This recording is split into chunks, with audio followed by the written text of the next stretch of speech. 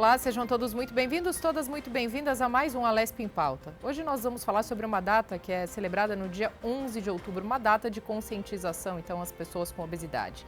Para debater esse assunto, tenho dois convidados presenciais comigo aqui nos estúdios, a nutricionista Clariana Colasso e o médico bariátrico Dr. Carlos Schiavon, também está conosco, só que de forma remota, Glenda Cardoso. Sejam todos muito bem-vindos. Obrigada. Muito obrigada. Obrigado. Bem, doutor, vamos começar especificamente por uma curiosidade que o senhor me falava nos bastidores sobre essa mudança do termo, né? Então, você me falava, olha, hoje nós evitamos falar de pessoas com obesidade, e sim pessoas obesas. Não, ao contrário. Perdão, pessoas, exato, porque é uma doença e não é um adjetivo, né? E é importante que essa cultura mude também. Isso, na verdade, assim, como obesidade e tudo que se relaciona à obesidade tem muito preconceito, muito estigma, tanto a própria doença como os tratamentos para a obesidade, a gente tem tentado conscientizar as pessoas que isso não é um adjetivo, quer dizer, não estou falando, você é linda, você é obesa. Não é isso, né? Então, a gente tem tentado conscientizar que são pessoas com obesidade, da mesma forma que são pessoas com diabetes ou com hipertensão. Então, esse é um trabalho de formiguinha que faz parte de todo o trabalho na luta contra a obesidade. Clariana, você que passou por todo esse processo também, curiosamente, né, assim como a Glenda, fala pra gente como você sente e o que você ouve no seu consultório. É realmente esse estigma existe e ter essa mudança no termo faz diferença para esse paciente?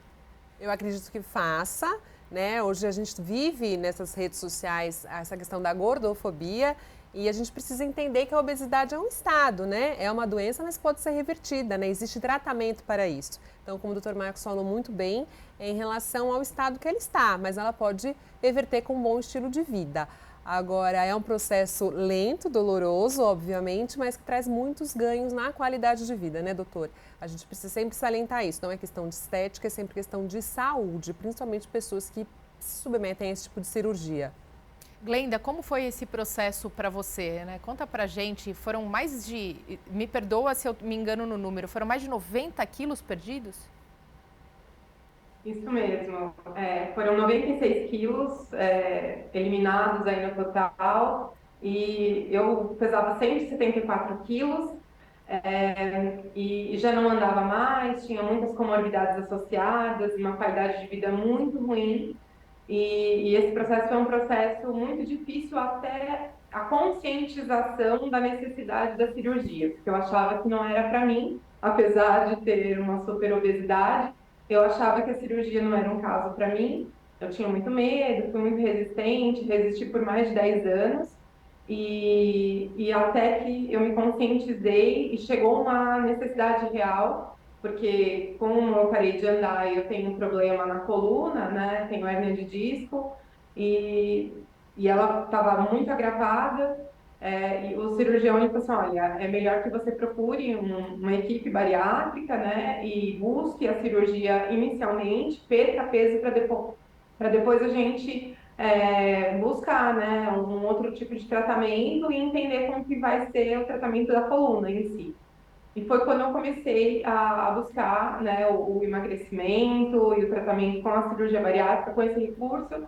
É uma ferramenta muito poderosa e que me ajudou, né, demais na eliminação de todos esses quilos e trouxe qualidade de vida, trouxe dignidade de volta, porque a pessoa com obesidade ela sofre muito e ela tem muitas lutas, né, com estigma, com preconceito, com várias situações que nos colocam numa posição muito ruim e muito difícil de lidar também.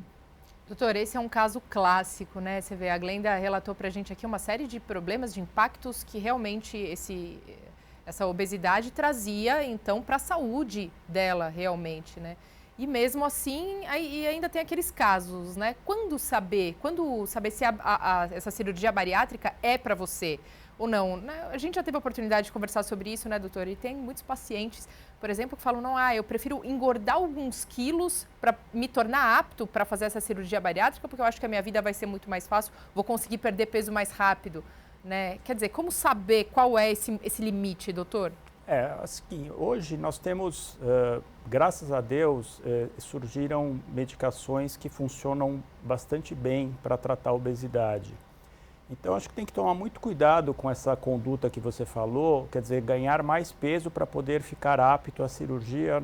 Não vejo isso com bons olhos, porque, lembrando, é uma doença e você vai agravar a doença para poder se submeter a um tratamento. Quer dizer, não tem muito sentido isso, apesar disso até ocorrer, né? A gente sabe que a cirurgia é reservada para as obesidades mais graves, por exemplo, no caso da Glenda, com certeza é o melhor tratamento que existe numa situação como esta.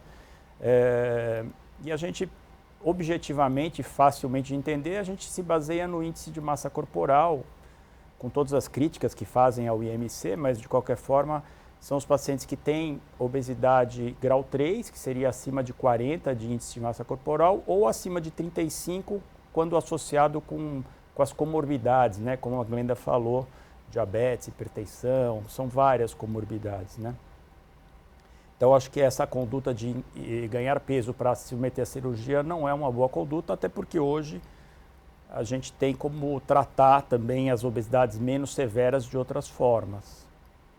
Doutor, existe um limite até quantos pesos, até quantos quilos é indicado você perder de forma natural, ou com exercícios, ou com dieta, ou até com ajuda, muitas vezes, de remédios, sejam eles injetáveis ou não? Por exemplo, tem pessoas que conseguem perder até 40 quilos, por exemplo, de forma natural, com exercícios, né?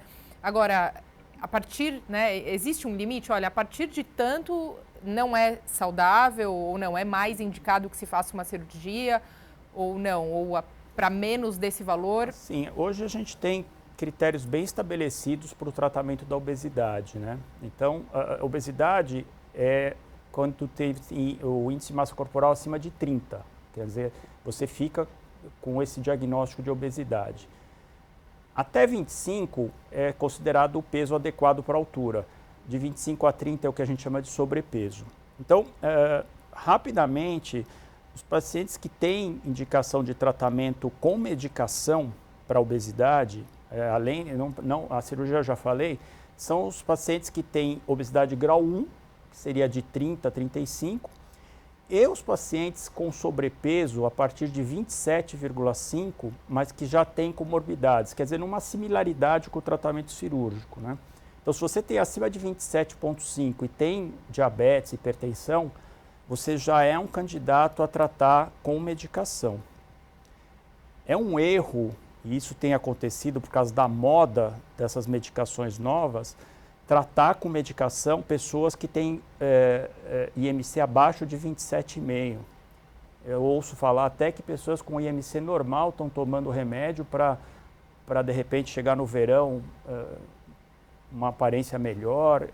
Não se esqueçam que isso tem efeitos colaterais, não é uma coisa assim para ser feita dessa forma. Clariana, quando a gente fala em perder peso, a gente fala em repensar uma série de coisas, né? Entre elas o estilo de vida, entre elas a alimentação, enfim, uma série de coisas que nos cercam, né? Você pode contar um pouco pra gente, né, como é esse mundo e como esse mundo tem que ser adaptado depois, né, ou durante, ou até mesmo nesse processo antes? A gente precisa falar bastante da resistência que as pessoas têm em mudanças de hábitos, né? Então, existe uma questão do comportamento alimentar que deve ser analisado. Então, posso fazer a cirurgia, quero fazer a cirurgia, tenho vontade de fazer a cirurgia, mas eu quero realmente mudar de vida, me alimentar melhor, comer de forma melhor, mais variada, ter mais nutrientes no meu prato, fazer atividade física, ter bom consumo de água. Então, tudo isso engloba a mudança dos hábitos alimentares. Não basta só a pessoa ser adepta à medicação se ela é resistente à alimentação. Então, a gente sempre vai falar alimentação, né, doutor? Não existe remédio milagroso, não existe dieta da moda, dieta do verão. Existe uma dieta para a vida toda, uma reeducação que as pessoas precisam comer melhor. E comer comida de verdade, comida afetiva, comida que funciona, né? Comer bastante vegetais, proteínas e aquilo que nos traz energia, que nos traz saúde e que nos mantém saciado por mais tempo. Então, as pessoas que precisam perder peso, elas precisam também se reeducarem, né? É um processo aí de várias mudanças de hábitos que vão realmente trazer melhoria na saúde dela. As pessoas têm muita resistência, né, à parte cirúrgica, mas elas não têm medo das doenças, das comorbidades que podem ter. Então, às vezes eu tenho medo de fazer a cirurgia, mas eu não tenho medo de ter um infarto. Às vezes eu tenho medo de fazer a cirurgia, mas eu não tenho medo de trombose, enfim. A cirurgia ela é muito mais segura, com certeza, do que todas as outras doenças que a obesidade carrega junto, né, doutor? Sem dúvida. Glenda, como foi para você esse processo de reeducação, né, após a cirurgia, então? A consciência ela já veio antes da cirurgia e eu já comecei a reeducação antes, então foi uma continuidade de tudo que havia sido começado, né? A cirurgia, ela traz essa possibilidade da gente conseguir comer quantidades menores, porque é uma cirurgia restritiva, o tamanho do estômago é menor, então, e a saciedade também, ela vem de uma forma mais rápida, né? Justamente por isso os hormônios têm uma alteração ali também, e a gente sente mais saciedade. E com isso eu consegui trazer toda essa adaptação na minha alimentação, né? Inicialmente foi a dieta líquida para permitir a cicatrização do estômago, e quando eu tive a introdução da dieta normal, ela já veio com essa consciência, né? E tem também, além de toda a questão da consciência, tem essa nova relação com a comida, né? Essa relação psicológica também. E ter esse acompanhamento psicológico ajudou muito na introdução, na reintrodução e na adaptação da alimentação. Ajuda bastante, né? E todo esse tratamento de forma multidisciplinar, ele permite que a gente consiga manter, né, e fazer toda essa mudança no estilo de vida e que ela seja perene, né, porque eu acho que o mais difícil é a gente conseguir mudar hábitos, né, e mudar a rotina. Mas a reeducação alimentar, ela veio com essa consciência também, né, e me permitiu ter essa perda de tantos quilos e que eu mantenho até hoje. Então, não foi só na lua de mel, né, que o pessoal fala que eu mantive essa questão da alimentação. Ela é contínua, então é para o resto da minha vida. Eu sou uma pessoa com obesidade em controle, eu estou emagrecida, né, eu perdi esse peso todo, mas eu continuo sendo uma pessoa com obesidade, para o resto da vida eu vou ser. Então, essa consciência da mudança na minha alimentação, ela é para o resto da minha vida. Então, eu sei que para o resto da vida eu preciso manter essa alteração toda que eu fiz, né? Então, desde o dia que eu fiz o contrato comigo mesma, que eu deitei lá na mesa no centro cirúrgico, eu fiz esse contrato comigo de que eu mudaria minha alimentação, mudaria os meus hábitos e levaria isso para o resto da minha vida. Então, é isso. É entender que é uma mudança para a vida mesmo. Clariana. Eu amei o que a Glenda falou por 5 vezes a palavra consciência. É isso que todos os pacientes que passam por essa cirurgia precisam ter, a consciência também alimentar.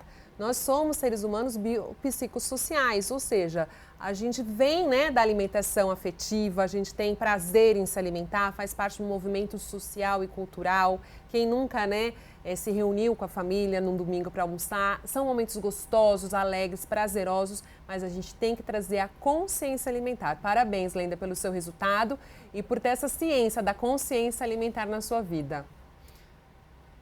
Doutor, Obrigada. com a Glenda, então, né, ela foi bem preparada, bem orientada, né, e bem consciente, inclusive, antes de se submeter a essa cirurgia. Mas não é difícil o número de pessoas que realmente não conseguem entender muito bem essa mudança depois, e daí a importância de um apoio tanto psicológico quanto psiquiátrico, até mesmo antes da pessoa realizar essa cirurgia, né? Porque muitas vezes a cabeça ainda funciona de uma forma e o estômago de outra, né?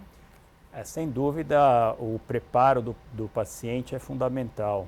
Independente de ser para cirurgia, ou ser tratamento com medicação, ou ser até uma orientação nutricional, claro que envolve todo o preparo multidisciplinar, com nutricional, psicológico, psiquiátrico, às vezes, como você falou, para você ter um bom resultado.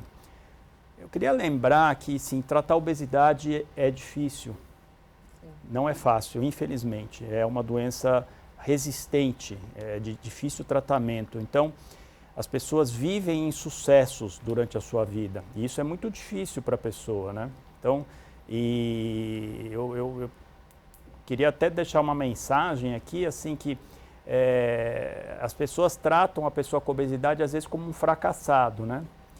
E isso é um erro.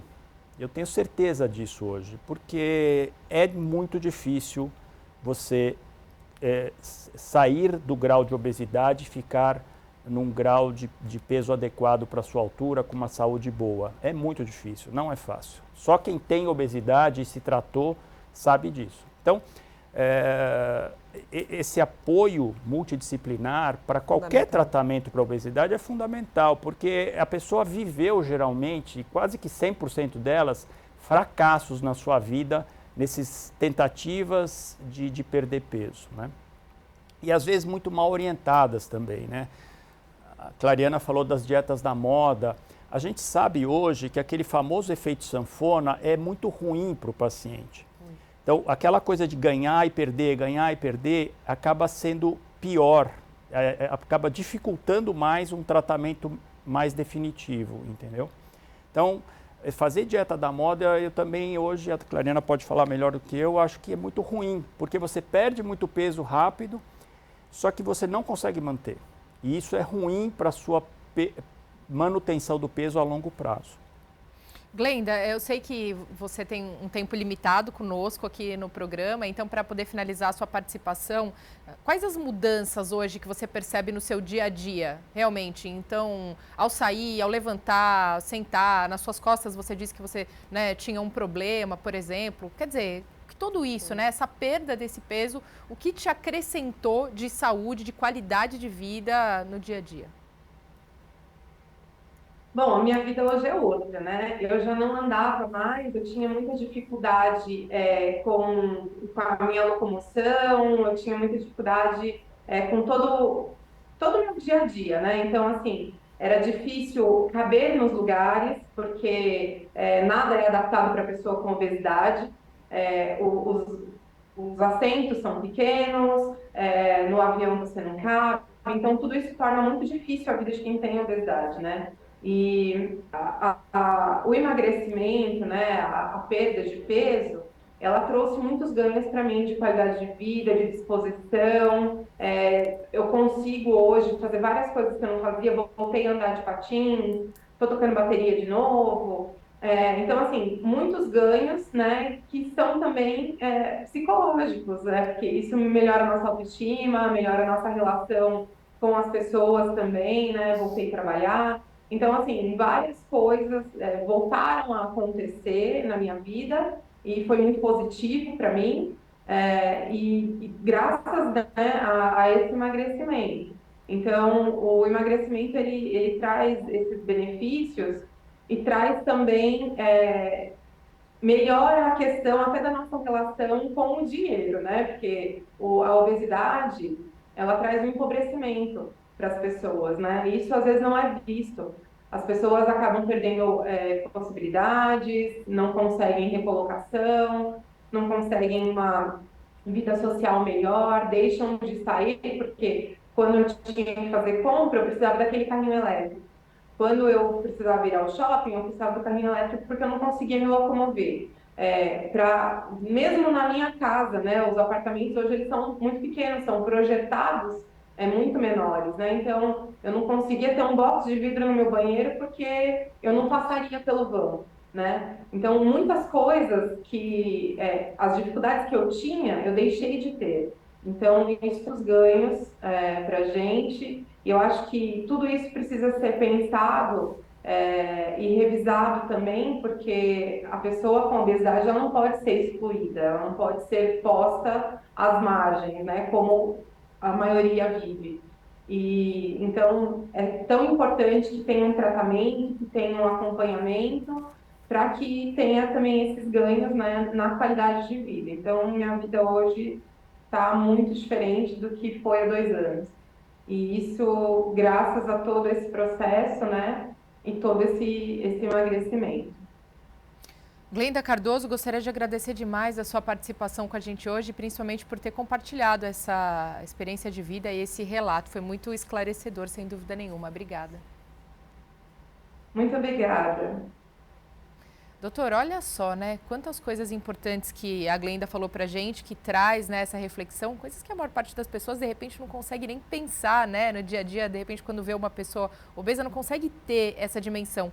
Tem essa questão de quando a pessoa emagrece muito, como é o caso da Glenda, né, que perdeu 90 quilos, você olhar para uma cadeira, por exemplo, e você não se vê mais como você é, mas como você era. Ou seja, eu olho para uma cadeira, eu não sei que eu consigo sentar ali, porque eu não conseguia antes de perder esse peso, né? Ou passar por alguma porta ou em algum lugar. Isso acontece? Sim, acontece. As pessoas têm, às vezes, dificuldades de autoimagem, né? Até você se adaptar à sua nova imagem, às novas condições, isso pode acontecer. Por isso que também o acompanhamento psicológico, às vezes, dá apoio nessas situações, até a pessoa se colocar de novo nessa nova situação, né? Então, com certeza é importante essa questão da autoimagem, né? E veja, outra coisa importante que a Glenda falou, a gente não tem noção das dificuldades que as pessoas com obesidade enfrentam, né? Quem não tem obesidade, precisa tomar muito cuidado quando pensa em fazer alguma brincadeira, alguma gozação, porque assim, as dificuldades são às vezes coisas muito simples, que a gente não tem nem ideia, como às vezes amarrar o sapato fica difícil, né? Você viu que ela falou entrar no box, quer dizer, você nem pensa nisso, né? Quando você não tem obesidade. Então, a gente precisa, como a gente está trabalhando aqui na data de prevenção da obesidade, eu acho que a conscientização é um dos passos fundamentais. Combater a obesidade, mas também combater o preconceito, né, doutor? Sem dúvida. Principalmente. Clariana, tem essa questão também, a gente estava falando dos remédios, dos malefícios dessas dietas da moda, né, que o pessoal faz, o doutor ainda deixou o alerta, né? Tem que tomar cuidado, porque você pode perder ali, mas o que isso vai te custar a longo prazo? Agora, por exemplo, o doutor trazia um dado para a gente também de quanto crianças hoje, filhos, né, que têm pais obesos, essa criança tem uma predisposição para ter uma obesidade também. Como isso é trabalhado? Quão importante é trabalhar essa questão nutricional? Claro, tem os casos das pessoas que querem perder peso, ou dos adultos, né, estamos falando, mas quão importante isso é ser trabalhado com as crianças, desde a base, para a gente evitar um problema futuro, né? Aí é prevenir realmente. Perfeito, é a prevenção. Primeiro que criança não faz dieta, né? Criança precisa ser inserido num ambiente que seja saudável. Então, pais obesos provavelmente terão filhos obesos, porque a oferta de alimentos mais energéticos é muito grande nessa família, né? E geralmente acompanhado com a inatividade física. Então, eu preciso ofertar verduras, legumes, tudo aquilo que é saudável para essa criança e movimentar essa criança, praticar atividades que ela goste para realmente se crescer de forma saudável e fazer a mudança no comportamento familiar. Não adianta a gente só pensar na criança e esquecer dos pais da criança, né? É muito comum a gente ver no consultório isso. Os pais obesos querem tratar os seus filhos, mas eles que precisam realmente se tratarem e, consequentemente, essa criança vai ser muito mais sadia. Então, criança não faz dieta, a criança só faz umas adequações aí de alimentos. Agora, em relação às dietas da moda, fujam, né? Qualquer tipo de restrição gera compulsão, gera exagero. Ninguém mantém essas dietas por muito tempo, né? Não é saudável, não faz bem ao nosso corpo e nem ao nosso emocional, né? Essas frustrações, repetidamente, elas geram muita compulsão. Então, o que acontece? Eu acabo perdendo o controle da minha alimentação de tão frustrada que eu fiquei com as dietas anteriores. Então, em vez de nós emagrecermos, a gente está ganhando peso. Então, não existe dieta, né, do verão, dieta da banana, dieta da sopa, existe dieta da vida. É uma questão aí de introduzir a alimentação saudável como hábito para sempre. Então, é a dieta que você consegue seguir, você, sua família, todas as pessoas ao seu redor, para sempre. Não é um momento. É para sempre. Doutora, aí tem os problemas decorrentes da obesidade, né, que a gente tem que falar, e quanto mais cedo começa essa obesidade, então a gente está vendo isso, né, os números apontam para o número de crianças que têm tido sobrepeso e obesidade cada vez tem aumentado, aí vem com que, muito de encontro com o que a Clariana está falando, porque a criançada hoje não se mexe mais, se mexe muito pouco, fica muito em frente do celular, em frente ao computador, ao tablet. Come mal, né? Come mal, os pais com hábitos... pior. Exato, os pais com menos tempo, então, para fazer esses alimentos de mais qualidade, então, mais fast foods, mais industrializados, mais, né? E aí, doutor, qual que é a decorrência disso tudo, né? Então, além do sobrepeso, claro, mas vai muito além disso. Olha, é assim, por isso que a gente fala que o desafio é muito grande. Você comentou antes aqui da gente começar que existem alguns projetos de lei aqui na Assembleia sobre educação nas escolas. Eu não tenho certeza absoluta, mas parece que Portugal tem um projeto bem sucedido com educação nas escolas, a educação alimentar, que pela primeira vez conseguiu, parece que, reduzir os níveis de obesidade nas crianças, né?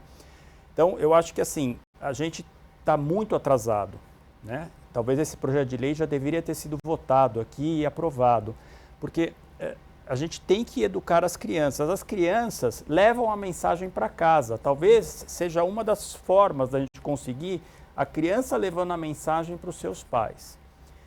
Lembrando também que a dieta saudável, ela é desafiadora, porque assim, alguns alimentos são caros e cozinhar as pessoas não têm tempo, né?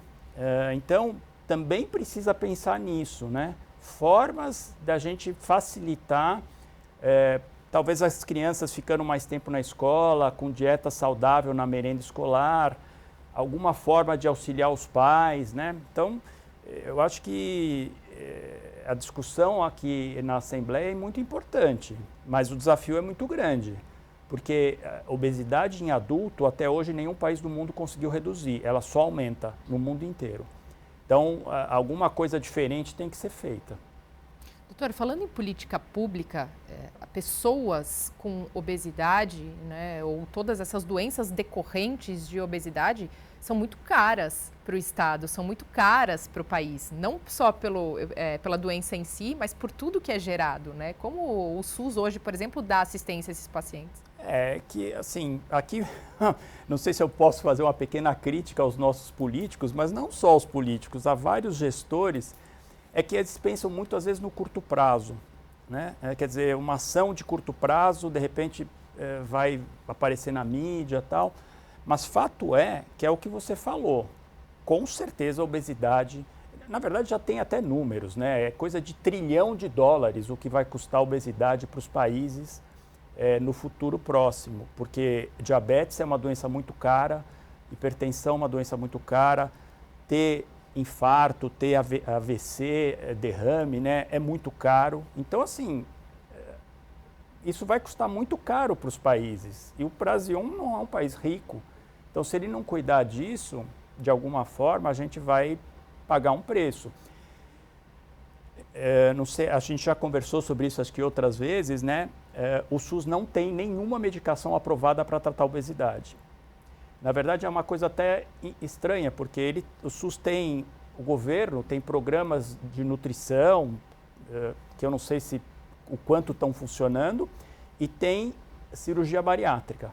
Só que existe um hiato aí no meio, que nem medicações mais simples, mais baratas, se o paciente for no posto de saúde, ele não tem acesso, porque não existe disponibilidade, não tem aprovação para medicações para tratar a obesidade. Então, assim, a gente está muito atrasado. Inclusive medicações que podem ajudar a perda de peso inicial antes da cirurgia, né? Porque a gente sabe, doutor, que pelo SUS o tempo é grande, né, de espera. Então, às vezes, os pacientes ficam 2, 3, 5, até 10 anos. E se essa medicação tivesse acessibilidade a essas pessoas, né, tivesse o acesso, as pessoas poderiam estar perdendo peso enquanto isso, se tratando, se cuidando e diminuindo as comorbidades, sem dúvida. E também eu falo sempre da questão do acesso, né? Na rede periférica num todo, os vegetais é difícil chegar, né? Caminhões não passam, não tem feira livre, as pessoas, você vai no mercado, tem muitas bolachas, muitos produtos industrializados e faltam verduras, frutas e legumes. Então, a sociedade num todo é prejudicada em relação a isso, porque também é pouco ofertado alimento que faz bem. Então, quando a gente pensa numa alimentação cara, a gente pensa na sociedade como que a gente pode incrementar essa alimentação. O vegetal é barato, vegetal é fácil acesso, existem hortas comunitárias que podem ser feitas, a gente pode enriquecer as preparações num todo, usar as cascas, os talos. Então, faltam programas de, inclusive, consciência alimentar nesse ponto. Como que a gente pode fazer com que a alimentação seja mais barata, mais saudável e prática também, né? Com a correria do dia a dia, as pessoas não conseguem descascar, picar, ralar todos os dias seus vegetais. Mas elas podem se organizar para comerem ao longo da semana, elas podem congelar refeições, elas podem fazer coisas que vão auxiliar ela no dia a dia e fugir aí dos deliveries, ultraprocessados e tantas outras coisas, né? Então, como o doutor disse, falando português, claro, o buraco é um pouco mais embaixo, né? A gente precisa conscientizar primeiro a base para depois, sim, falar de todos esses tratamentos maravilhosos que a gente tem. Clariana, para a gente já começar a se conduzir para o final, qual a importância desse tipo de campanhas como instituída agora por meio de uma lei estadual de conscientização ao Dia da Obesidade, celebrado no dia 11 de outubro? Tá. Sempre, né? Todas as informações são super bem-vindas, a população precisa entender, né, que a obesidade não a gente tem que evitar a gordofobia, né, esse preconceito com os obesos, mas também não pode cultivar, né, esse estigma que é saudável faz bem. A gente sabe que não são só os exames clínicos, né, mas parte de pulmão, coração, enfim, joelhos. A obesidade traz muitas doenças que precisam ser tratadas de alguma forma. Então, o que a gente precisa fazer? Trazer a consciência para as pessoas. Não é uma questão de estética mais, é uma questão de saúde. Então, assim, a obesidade, sem dúvida, as doenças cardiovasculares são as doenças que mais matam no Brasil e no mundo. Ou seja, a gente precisa se conscientizar que é doença, que traz malefícios e que precisa ser tratado da melhor forma possível. Então, comer bem, praticar atividade física, tomar bastante água, manter-se ativo e, principalmente, entender que é para a vida toda, né? A gente precisa se alimentar bem para a vida toda. Doutor. Acho que, assim, informação é fundamental, né? Inclusive, eu faço parte de uma ONG, que é a Obesidade Brasil, que tenta levar informação de boa qualidade para as pessoas sobre obesidade, sobre tratamento, sobre prevenção. Então, acho que informação é fundamental. Mas a gente não pode parar só na informação. Até porque existe muita informação ruim também, né? Isso é um dilema hoje, porque às vezes as coisas fáceis, entre aspas, né? Assim, é natural do ser humano, às vezes, buscar uma coisa que é mais fácil, né? A dieta da moda encaixa um pouco nisso, porque vende um pouco um milagre, né?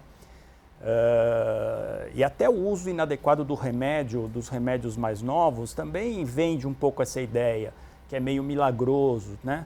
E não é isso. Então, informação é fundamental, mas eu acho que a gente tem que trabalhar muito. Talvez a gente tenha que, se eu pudesse, de repente, sugerir, talvez começar pelas crianças, eventualmente, porque se a gente reduzir a obesidade infantil, a gente com certeza vai ter menos obesidade com adultos, né?